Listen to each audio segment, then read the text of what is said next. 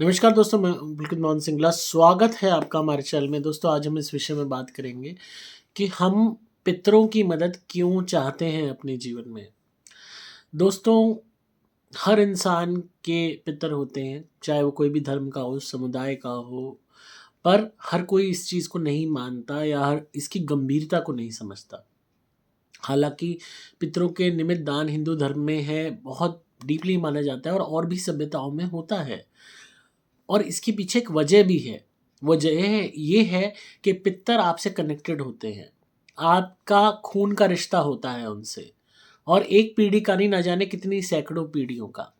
और सबसे बड़ी बात जो समझने की है, हमारी पुरानी से पुरानी पीढ़ी के भी पितर जीवित रूप से, सूक्ष्म रूप से उपस्थित हो सकते हैं और हो सकता है कि वो हमारे वर्तमान में भी कोई ना कोई कार्य या योगदान कर रहे हों।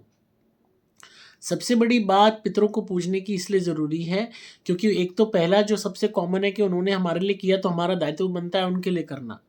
पर जो सबसे इम्पोर्टेंट चीज़ है उसमें वो ये है कि पितर हमारा भला चाहते हुए हमें बहुत सी परेशानियों से बचा सकते हैं, जो भारी प्रेत आत्माएँ नहीं करेंगी।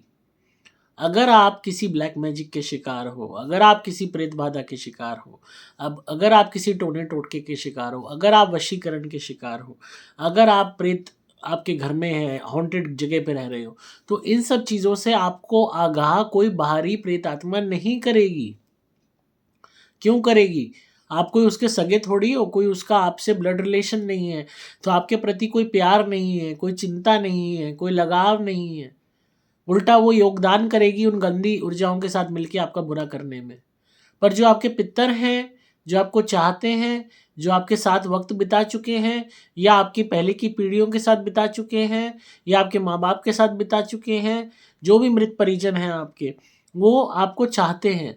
आपका चाहे भले ही उनसे डायरेक्ट कभी सामना ना हुआ हो, आपने अपने जीते जी उन्हें ना देखा हो, तो भी उन्हें पता है कि हाँ, ये मेरी आगे की पीढ़ी है। ये मेरे आगे की संतान है, ये मेरे पोता-पोती है, मेरे नाता-नाती हैं या मेरे उसके भी आगे पड़-पोते, मतलब यहाँ तक कि पुरानी से पुरानी पीढ़ी, जिन्होंने आपको नहीं देखा फिज़िकली और आपने उन्हें नहीं देखा, वो भी आपके प्रति प्यार और करुणा, स्नेह रखते हैं।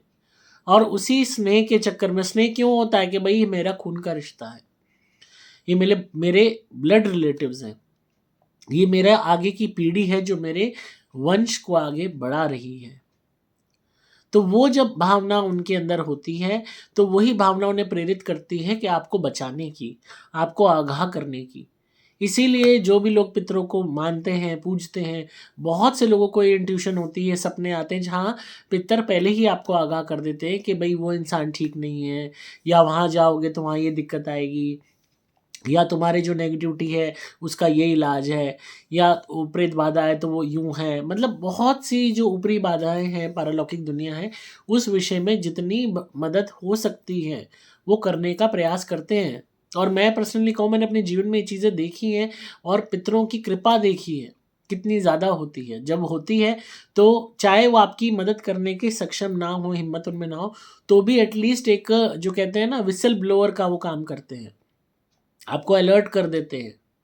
उसमें भी आधे से ज़्यादा आपकी परेशानियाँ जो है दूर हो जाती हैं। आपको पता लग जाता है क्या करना है, क्या नहीं करना है, या हाँ, किससे बचना है। क मतलब यहाँ तक कि किसी के यहाँ आप जा रहे हो और वहाँ नेगेटिविटी है तो उस तक की आगाह कर देते हैं। तो आप सोचिए कितना बड़ा योगदान उनका है। ये चीज़ें आप अपनी नंगी आँखों से नहीं देख सकते, महसूस नहीं कर सकते जब तक कि आप बहुत ही ज़्यादा मेडिटेशन में या बहुत ही ज़्यादा आप स्पिरिचुअलिटी में, पूजा-पाठ में, अध्यात्म में, ऑकल्ट में ना हो। तो हमें फिर मदद करेगा कौन? वो मदद पितर करते हैं और ईश्वर ने इसीलिए पितरों का विधान बनाया, ताकि जो आगे की ज़िंदगी है पारलौकिक दुनिया की विषय में आपको जानकारी मिलती रहे। पहले भी जो बड़े-बड़े ग्रंथ लिखे गए, सब लिखे गए, महात्मा वगैरह जिनका बहुत ही स्नेह था अपने डिसाइपल्स के प्रति, उन्होंने जो है सूक्ष्म शरीर होते हुए भी गाइड किया, बताया अपने डिसाइपल्स को कि ऐसे-ऐसे लिखो, ये चीज़ें होती हैं, भगवान होते हैं, वो होता है, सब चीज़ें। इंसान को ऐसे ज्ञात थोड़ी हो गया। कौन माइंड में डालता है? देवी शक्तियाँ डालती हैं, पितर डालते हैं, वो आपको गाइड करते हैं, ये चीज़ है, वो है, ये है। तभी तो आप उस चीज़ का निष्कर्ष कर पाते हो। बहुत लोगों के पितर ऐसे भी होते हैं जो उनके माइंड में चीज़ें डाल के उनसे लिखवाते हैं कि ये चीज़ें, ऑटोमेटिव राइटिंग होती है ये। बहुत होते हैं कि माइंड में चीज़ डाल के ड्राइंग करवा देते हैं, बहुत होते हैं माइंड में चीज़ें डाल के सपना दे देते हैं कि सपने में है, बहुत होते हैं कि हेल्प करने के लिए कोई भी इवेंट होने वाला है उससे पहले ही कोई ना कोई और तरीके से आगाह कर देते हैं, किसी और फैमिली मेम्बर के सपने में आ जाते हैं जिसके यहाँ जाना ईजी हो, फिजिबल हो उनके लिए। तो पितर हमेशा मदद करते हैं क्योंकि खून जोर मारता है, वो नहीं देख सकते कि उनके जो वंश है आगे वो तड़प रहा है, परेशान है या दुखी है। पर इसीलिए कहता हूँ पर वो ये भी ज़रूरी है कि आप भी अपनी ड्यूटी निभाइए, उनके प्रति पूरी श्रद्धा से दान कीजिए, खाली श्राद्धों का वेट मत कीजिए। और मैं हर धर्म के इंसान से, हर समुदाय के इंसान से, हर कास्ट के इंसान से यही कहता हूँ, धर्म, जात, कास्ट इस सब के चक्करों में मत पड़ो। हर इंसान का पितर है, हर इंसान के मृत परिजन है, चाहे आप किसी भी धर्म के हो। आपने भी अपने मरे हुए परिजनों को जो है याद करते हो, आपने भी लोगों को खोया है। किसी के फादर मरे, किसी की मदर मरी, किसी का भाई मरा, किसी की बहन मरी, किसी का दादा मरा, किसी की दादी मरी, किसी की बुआ मरी, किसी का मामा मरा। मृत्यु से तो कोई नहीं जीत पाया, कोई भी धर्म का इंसान मृत्यु पे तो विजय नहीं पा सका ना। हर एक ने अपने फैमिली मेम्बर्स को खोया है। तो वो सभी फैमिली मेम्बर्स जिनको आपने खोया है, अपनी आंखों के सामने खोया है, खासकर उनके लिए, आप पुरानी पीढ़ी को नहीं जानते कोई बात नहीं, सिर्फ उनको एक पितर रूप मान के उनके निमित्त दान करते रहिए। रेगुलरली दान कीजिए, त्योहारों पे दान कीजिए, जब भी आपको संडे छुट्टी होती है संडे दान कीजिए। जितना ज़्यादा आप एक्टिवली पितरों के निमित्त करेंगे उतना ही वो आपके लिए मददगार होते चले जाएंगे। आप सोच भी नहीं सकते आपको कितना बचा लेंगे, क्योंकि जो टोटके होते हैं, ये नेगेटिविटी होती हैं, ये बर्बाद कर देती हैं, गरीब बना देती हैं, घर में बीमारियां पैदा कर देती हैं, पागलपन कर देती हैं, अर्श से फर्श पे ले आती हैं, सब बिकवा देती हैं। इनकी इंटेंसिटी बर्बाद करने की, रुइन करने की आप सोच भी नहीं सकते। इन्हें कोई डर नहीं होता भगवान का, 1% नहीं होता। ऐसे में आपकी खाली भक्ति काम नहीं आएगी। मेरे पास इतने केस आते हैं, लोग दिन रात पूजा करते हैं तब भी दुखी हैं, बर्बाद हो गए हैं। इतना कलेश है, इतनी दुख है कि रोंगटे खड़े हो जाते हैं जब मैं कंसल्टेशन लेता हूँ, सुनता हूँ कहानियों को। मतलब अजीब, बहुत बेचैनी हो जाती है देख के कि कितना दुखी है संसार। और इतने केसेस आते हैं मेरे पास अनलिमिटेड, एक एक स्टोरी मतलब हैरान कर देने वाली होती है। तब यही होता है, भगवान आपने इतना दुख क्यों दिया लोगों को।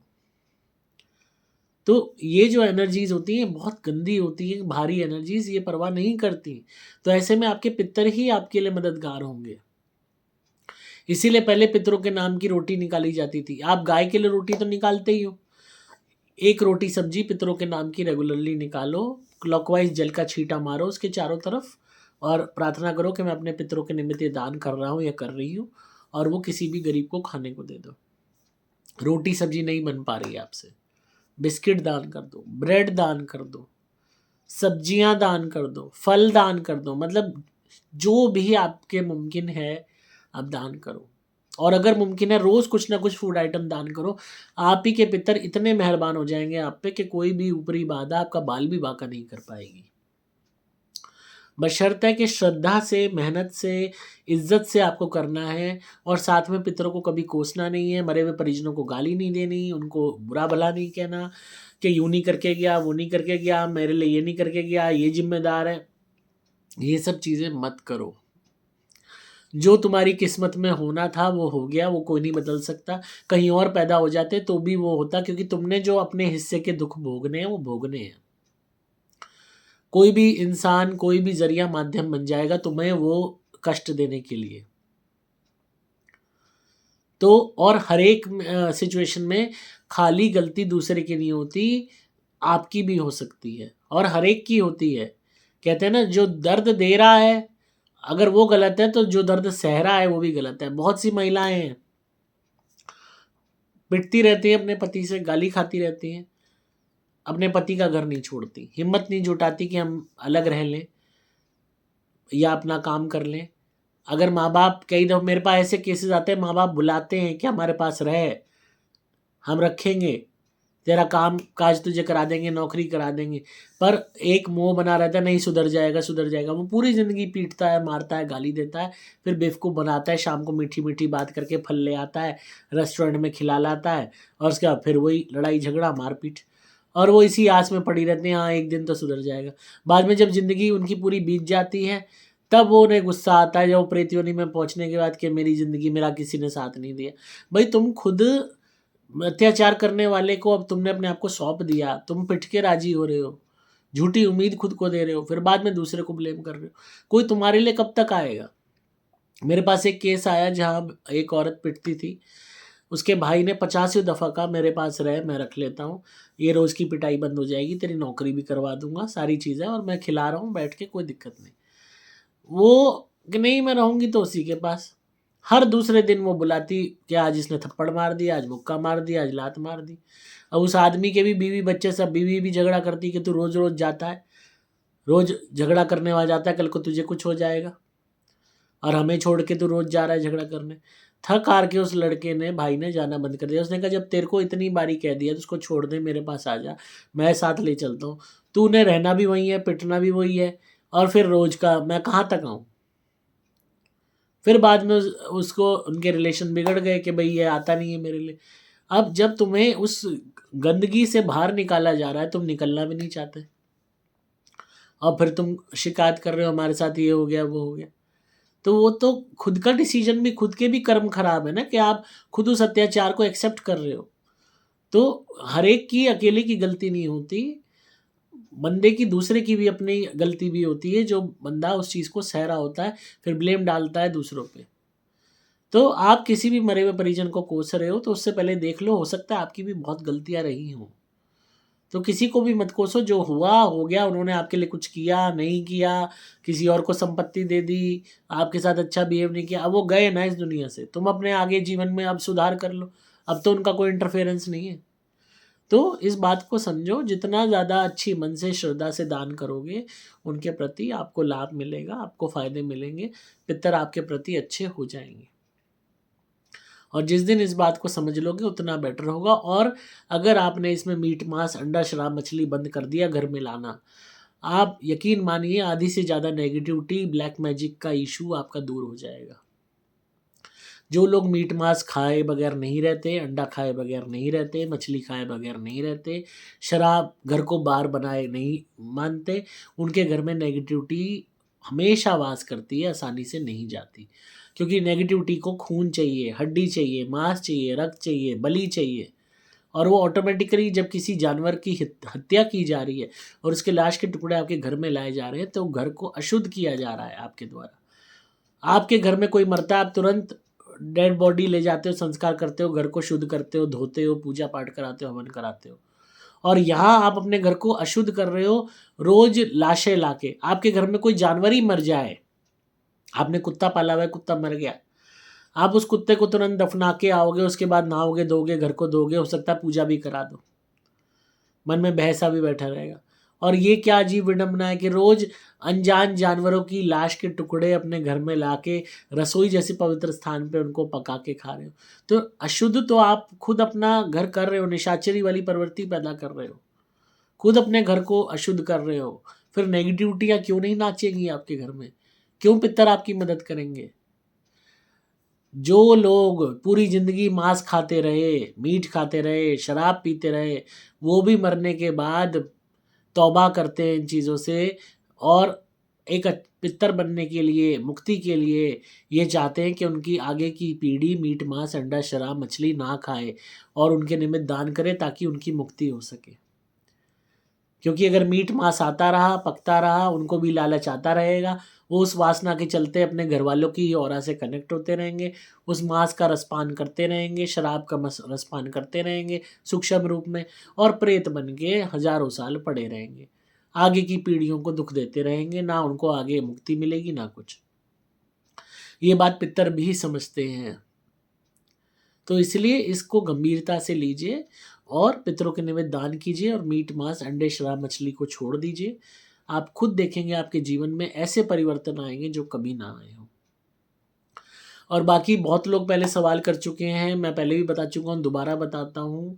किसी भी आपको मृत परिजन से संपर्क करना है अपने, तो सुपर गोल्ड धुनी मंगाइए हमारी, उसको जलाइए घर में, और जलाते वक्त जो है मृत परिजन का ध्यान कीजिए, प्रार्थना कीजिए कि वो आपके सपने में आके आपको बताएं कि वो कहाँ हैं, किस अवस्था में। जब रेगुलरली आप सुबह दोपहर शाम धुनी करते हुए उनका ध्यान करेंगे, तो अगर उनकी मर्ज़ी होगी तो कुछ टाइम में वो सपने में आएंगे और आपको जो भी अपना बताना चाहते हैं वो अपने विषय में वो बताएंगे।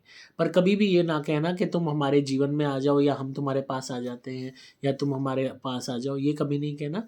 बस यही कहना है कि आप अपने सपनों के माध्यम से हमारे को बताइए कि आप ठीक हैं कि नहीं, या आपके निमित्त हम कुछ दान करें कि नहीं, कोई आपको ज़रूरत है कि नहीं। बस इतनी आपने बात करनी है, धुनी करते वक्त प्रार्थना करनी है। कुछ टाइम में अपने आप आपको उनका सपना आने लगेगा। जब आप कोई भी सपने आपको आएंगे तो ऑटोमेटिकली आपको उनकी स्थिति पता लग जाएगी। ज़रूरी नहीं है वो सपने में कुछ बोलेंगे, सपने में वो आपको फिल्म के रूप में दृश्य भी दिखा सकते हैं, सिंबल्स के रूप में भी दिखा सकते हैं। एंड उसके बाद आप धुनी करते रहिए और उनकी आत्मा की शांति की कामना करते रहिए। ऑटोमेटिकली आप देखेंगे कि वो तृप्त होने लगेंगे, और उनके निमित्त दान करते रहिए। तो पहले भी मैंने सुपर गोल्ड का बताया था आपको, आप दोबारा इसको यूज़ कर सकते हैं जो नए यूज़र्स हैं उनके लिए, क्योंकि बहुत लोग इस चीज़ का सवाल करते हैं कि जो भी उनके डेड रिलेटिव्स हैं, मृत परिजन हैं, उनको वो सपने में देखना चाहते हैं, उनसे संपर्क स्थापित करना चाहते हैं, तो कौन सी धुनी यूज़ करें। सुपर गोल्ड हमारी धुनी आती है, ये संपर्क स्थापित कराती है।